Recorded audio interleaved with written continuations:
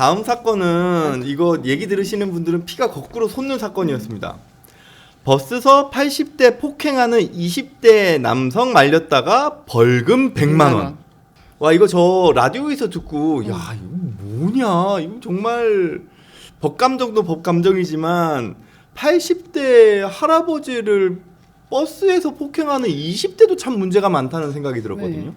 작년 여름에 있었던 일인데요. 버스에서 그 80대 어르신을 그 덩치도 큰 20대 젊은이가 그 폭행을 했는데 사커킥이라고 들어보셨죠?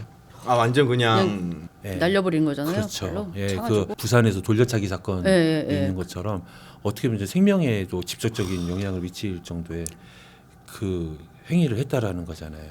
옆에 있던 이 사연자가 그분을 말리다가 이제 시비가 이렇게 붙은 것 같아요. 이제 그러다 보니까 그 킥을 맞으신 그 어르신들도 쓰러지셔가지고 이렇게 그러지 잡았을 말고 것이고, 하지 말라고. 잡았을 그러지 것이고. 말라고 예, 할아버지도 예, 이제 예. 그 20대 잡고. 남성의 바지를 예. 잡아 붙잡으신 끌고. 거죠. 그래가지고 일대 뭐 다른 옆에 사람들이 버스에 있으니까 사람들이 신고를 했고 이제 순찰차가 왔겠죠. 쭉 보니까 이제 할아버지는 뭐 이렇게 잡고 있고 여기는 이제 실랑이를 하고 있고. 아, 근데 그때 당시에 이미 할아버지 얼굴이 완전 퉁퉁 네. 부어서 피가 예, 계속 예, 나고 그래서 있다고 일단은 그러더라고요. 이 양반을 불러서 조사를 하니까 다 조사를 해보니까 이제 때린 건 맞다 그랬더니 이 양반이 나도 맞았어 하면서 쌍방으로 이제 몰고 갔는데 거기에서 정말 그 우리의 어떤 그 법감정 같으면은 이런 부분들에 대해서는 오히려 좀 용감한 시민상을 그렇죠. 예, 줘야 되는데 쌍방으로 입건이 돼가지고 할아버지까지 입건됐다고 그러죠. 그러니까 할아버지까지 그러니까 이게 쌍방이라고 공동폭행을 봤다는 거야. 해가지고 제가 이게 촉법을 너무 해서. 말도 안 네. 되는 그래가지고 또 공동폭행이죠. 혼자도 아니고 공동폭행 가중처벌. 네. 가중처벌까지 돼가지고 벌금 100만 원인데 쌍방 폭행이라는 거는 가해자 피해자가 같이 싸운 걸 이야기하고, 그러니까 의협심 크셨던 남성분이랑 80대 할아버지가 편먹고 공동으로 싸웠다. 편먹고 20대를 싸웠다. 때렸다는 예, 식으로 해서 예, 예. 공동 폭행이 가중된 건가요? 그렇죠. 예, 예, 이게 그렇습니다. 폭처법은 예. 가중된 그냥 폭행, 단순 폭행이 아니다. 아니, 게다가 상대는 상해죄라고 됐기 때문에 단순한 폭행도 아닌 것 같은데요. 예, 거기서 진단서까지 끊어냈나 봅니다. 이분이. 이분이 아닌가요? 또. 이거는 네. 노물 쓰기에도 이거 사람이 아닌데요? 지금 80대 어르신은 사커킥 맞고 온 얼굴이 붓고 피멍이 예. 들어서 전칩이 6주거든요. 전치 6주면은 사실 굉장히 큰 거예요. 보통 사주가 이제 우리가 생각하는 일반적인 코뼈 부러지고. 일반적으로 부러졌을 네, 때가 네, 네. 그리고 좀 처참하다. 심하게 당한 네, 게 가가 그게 6주이기 때문에 네. 이 정도면은 굉장히 많이 당한 다친 것 중에서는 정말 굉장히 심하게 다쳤다 그렇게 좀 보이는 것 같아요. 근데 이거는 그러면은 정식 재판이 없이 판결이 난 거니까 경찰에서 검찰로 올라가서 거기서 약식 기소로 끝나는 건가요? 피해자라고 주장하는 자가 그 입건을 해달라고 해서 이제 쌍방으로 입건이 됐습니다. 입건이 네. 됐으면은 그 입건된 상태에서 기소 의견으로 송치를 했어요. 네. 검찰이 송치를 했으면 검찰에서 거기서 한번 바로잡을 기회가 있었어요. 그러니까 네. 그래 꼭 죄가 안 된다고 할 수가 없으면 기소회라도 할 수 있어요. 근데 그걸 안 하고서 약식 명령 청구라는 걸 하게 돼요. 약식 명령 청구라는 건 뭐냐면은 판사한테 네. 서면으로 간략하게 벌금을 그냥 서류를 해가지고 약식 명령을 내려주십시오라고 청구를 하는 일종의 기소인데요. 그걸 하면은 또 다시 바로잡을 기회가 있어요. 판사가요. 네, 판사가 서류를 보고 판단하는 거죠. 서류를 본 다음에 이건 이상한데라고 하고 그게 무죄를 선고를 못 하고요. 네. 그때는 이제 정식 재판 회부를 해서 이것은 한번 다퉈봐야 된다. 필요성이 있는 네. 거죠. 네. 라고 하거나 아니면은 뭐 정 안 되면 뭐 벌금 10,000원이다 이건 그냥 상징적으로 뭐 그런 식으로 어떠한 액션을 취했어야 되는데 그걸 안 하고 그대로 나가게 된 거예요. 근데 사실 정당방위 유권이 굉장히 까다롭죠. 까다롭죠. 예, 네. 까다로운데 이 힘들어요. 사건에서 기록은 못 봤지만 대충 추측컨대는 시간적인 범위에서 걸린 것 같아요. 공격이 끝난 다음에 말리는 과정이라는 거예요. 말리니까 네. 못 때릴 수도 있잖아요. 네, 그러니까요. 네. 그게 제 빨리 말이에요. 때문에 못 때릴 수 있는 제 말이. 상황인데. 그러니까 우리나라의 정상방위가 얼마나 머리가 아프고 골치가 아프냐면요. 원장님께서 저를 얼굴 주먹을 때렸어요. 주먹이 날라와. 그럼 제가 주먹을 갖다가 아주 예술적으로 붙잡고 비틀었어요. 그래서 굉장히 심한 폭력을 가했어요. 정당방위 맞습니다. 근데 제가 피하지 못하고 맞았어요. 네. 코피를 흘렸는데 코피가 나는 거라고 가셔요. 자리를 떠나시려고 그래요. 네. 제가 가가지고 태클을 걸어가지고 다리를 무릎을 어디를 도망가면 안 가십니까? 되니까요. 예. 그러면 쌍방이 되는 거예요. 아니라는 거예요. 원칙적으로 공격이 끝났기 때문에. 그럼 쌍방이 된다는 예. 거죠. 근데 대법원 판례가 사실은 계속 그렇게 대부분 보고 있는데 대법원이 그거 조금 길게 봐야 된다. 그러니까 사실상 공격이 끝났어도 공격이 다시 반복될 가능성이 있어 보인다면은 네, 네.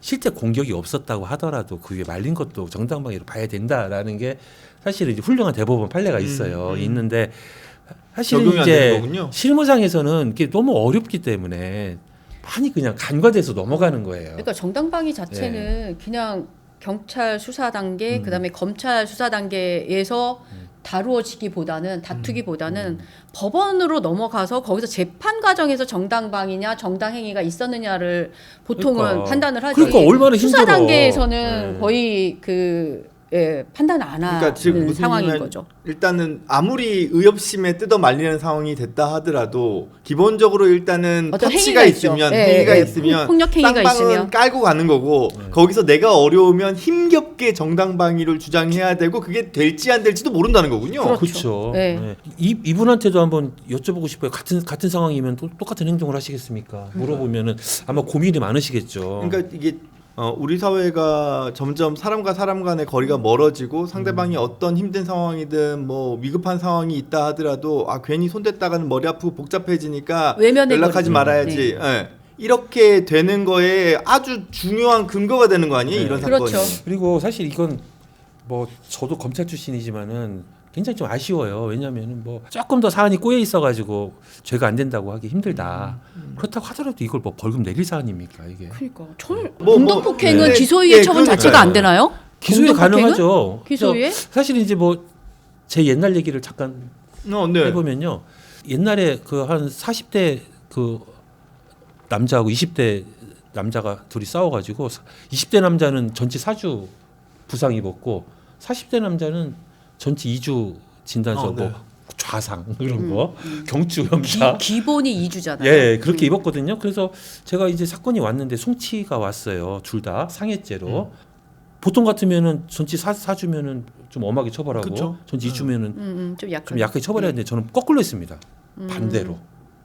반대로 전치 4주를 낸 그분은 기소유예. 오히려 예. 그 40대 말씀하시는 거죠. 그렇죠. 그분은 기소유예.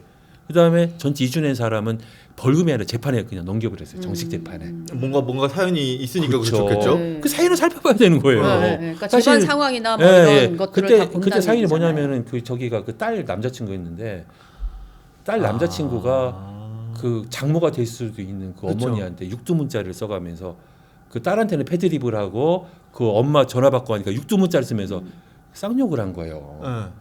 그러니까 그 아버지가 옆에서 죽고 나가지고 너 누구냐 너 음. 당장 그쵸. 와 해가지고 둘이 했는데 잘못했다고 빌어야 될 거 아니에요.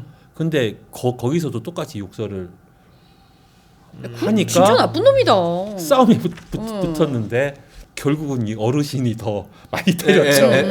이 예. 어르신이 운동 평소 에 열심히 하셨나 보네요. 많이 때렸는데 걔가 이제 20대가 그래 잘 걸렸다고 해서 전치 4주짜리 진단을 끊어서 낸 거예요. 그걸 어떻게 넘어갑니까? 그런 것을 걸러줘야 되거든요. 그래서 걔는 아마 그 진단서 내면서 너 한번 호되게 혼나볼 것이다라고 했지만은 우리는 그렇게 해주면 안 돼요. 그래서 근데 이 사건도 걸러줘야 되는 것 같아요. 오히려 거꾸로 이 할아버지와 이 말린 사람의 처벌을 원하는 행위 자체를 불리한 양형 자료로 삼는 게 맞아요. 이게 지금 사실 뭐 기사에는 다 안 나와 있습니다만 제가 다른 그 뉴스에서 이야기 들었던 거는 나중에 경찰서 가서 있는 상황에서도 이 20대 남성이 여자친구랑 같이 있었대요. 예. 피해자 가족분들이 막 할아버지 가족분들이 오는데도 거기서 뭐 욕하고 막 예, 낄낄거리고 뭐 웃으면서 비웃었다는 거 아니에요. 아 진짜. 근데 막상 이런 판결이 났다는 것도 좀 너무 어이가 없고 특히나 공동폭행은 진짜 이거는 너무 말도 안 되는 거여서 벌써 우리나라 이 사법계 AI가 도입돼서 처리를 했나 그런 의심을 많이 했어요. 아 사람이 아닌. 그러면 지금 여기도 사람이 아니지만 이거에 대한 어떤 뭐 사건을 담당하신 분들도 사람이 아닌. 아까 그 사건 담당한 사람들이 다 그런 의심을 지금 그런 의심을 지금 갖고 있는 거예요. 그 참. 법적으로만 네. 해석하고 사람의 어떤 그렇죠. 감정이나 이런 것들은 전혀 아니, 그렇죠. 고려하지 않은 법에도 눈물이 있고 어. 사람이 행동을 하는데 맥락이 있는 판단이라는 것인데. 거잖아요. 쓸합니다. 네. 이게 서로 쌍방 폭행이라 하더라도 민사가 가능한가요? 가능하죠. 뭐 네. 가능하죠. 그러면은 어찌됐건 이 20대 이 가해자이자 피해자라고 주장하는 이 놈에게는 예, 그래도 뭔가 법적인 절차를 통해 가지고 그래도 뭔가 정당한 처벌을 받게끔 할수 아니 근데 이미 있을까요? 예, 상해죄로 해가지고 상해죄로 처벌은 받겠죠. 사실 좀 씁쓸한 게요. 이렇게 사고를 치시는 분들이 대부분 경제적으로 자력이 없는 경우가 많습니다.